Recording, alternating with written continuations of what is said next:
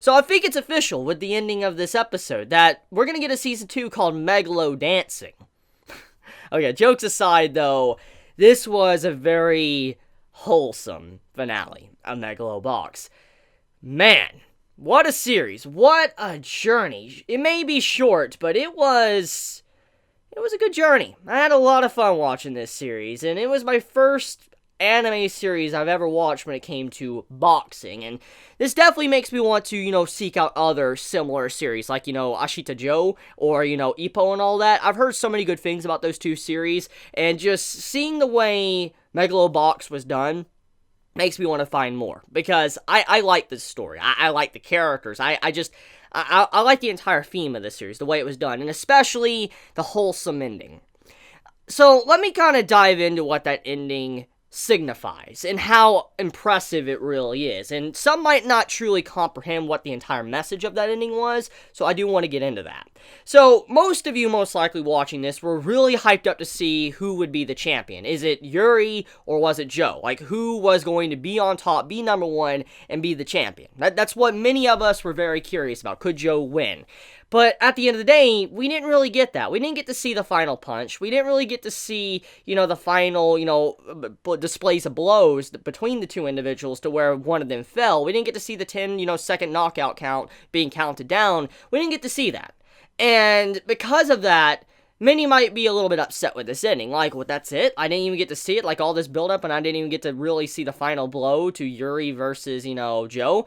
But that's not what it was. The ending of this episode was kind of letting us know more about the characters, Yuri and Joe, and what Megalobox means to them in the first place. It was never about who is number one, who is the champion. It was more of finding a partner that you could spar with or fight with and truly have the best time of your life. A dance partner, so to say. And in a lot of ways, fighting, or I guess boxing, could be considered dancing to certain few individuals, and that's kind of what happened. Yuri and Joe, they just wanted someone that they can compete with on their similar level and have as much fun as they possibly could. And in that moment, when they were exchanging blows for 13 rounds, that was like the best moment of their life. They even said that. It's the best moment they've ever had in their entire life, because they're getting to actually fight against someone that's of equal skill level to them, and they both really just love boxing. They never wanted to figure out who was better than each other. They never wanted to be like champion or whatever. They just wanted to go all out and have a good fight.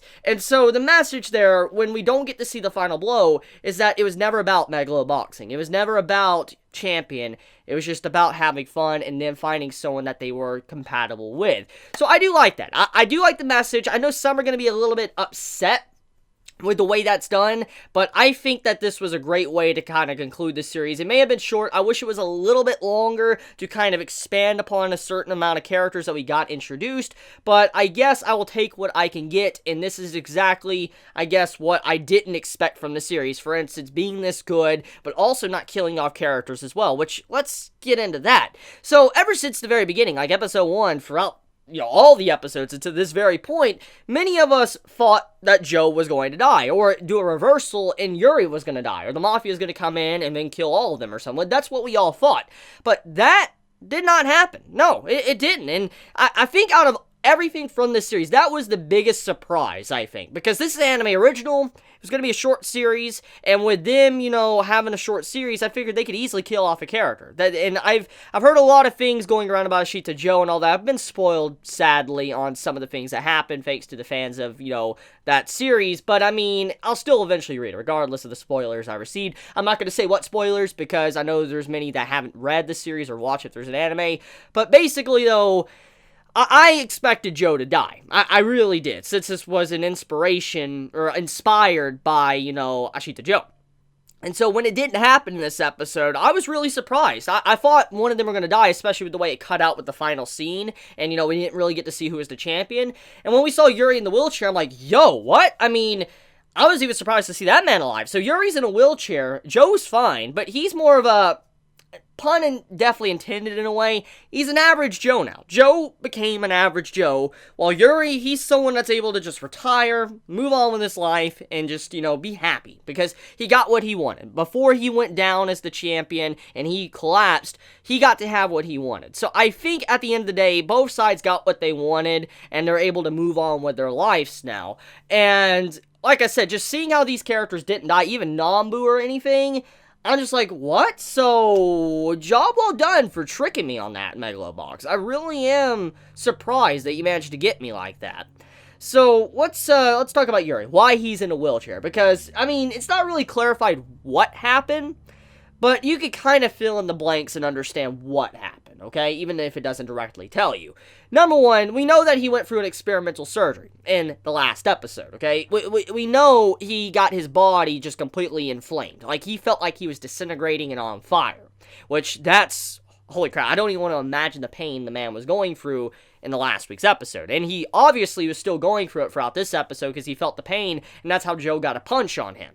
And so, it's like we all thought, the reason why maybe he lost was because of removing his gear. But he didn't really care about being champion, he just wanted to have a fun time, an equal match that, just demonstrated these two skill level to have fun. So, I mean, even then, I guess he's not really complaining at the end of the day.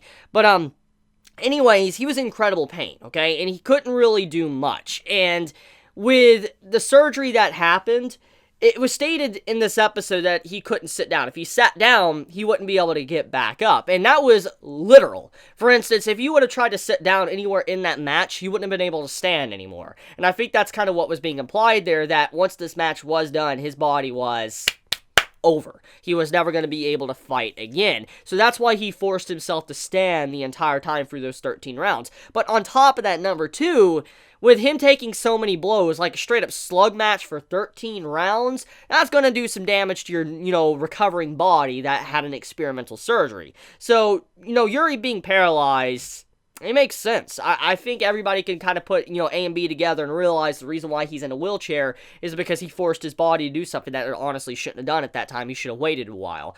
So we don't really know if he's permanently paralyzed. That is something that I do want to mention. It's not stated he is permanently KO'd. I mean, he has been in a wheelchair or something for an entire year, but when it comes to spinal injuries and stuff like that, it can take a very long while. It's not something that just disappears like that. It doesn't. I personally firsthand seen people with spinal injuries in my family that, have had to take many, many months to almost a year or two just to recover, and in some cases don't even recover completely. So, I understand if Yuri is not permanently paralyzed, but he's just in a wheelchair recovering. I mean, we don't really know. That wasn't clarified, but the point stands is that Yuri's injury, I'm just surprised he didn't die.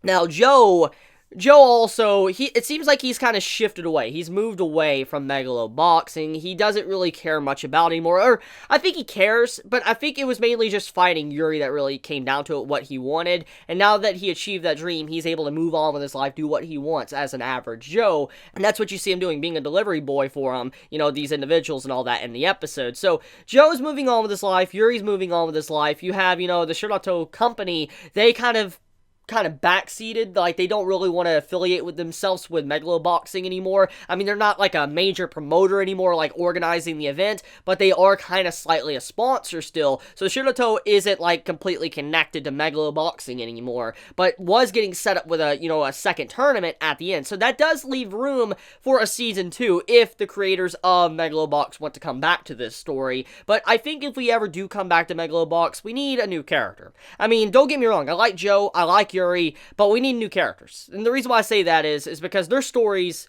I don't think you should touch them. They're done. I think their stories are great. The only thing I would like about them is to have cameos in, let's say a season 2, for instance, seeing how Joe's life is, or maybe giving pointers or tips to a new fighter, and then Yuri also giving tips or whatever, maybe becoming coaches, like those two individuals becoming coaches. That would be very cool. But overall, I think in terms of if we ever get a season 2, I don't want those two characters to be the MCs. I don't. I think, they should take the back seat and just let someone else pop up.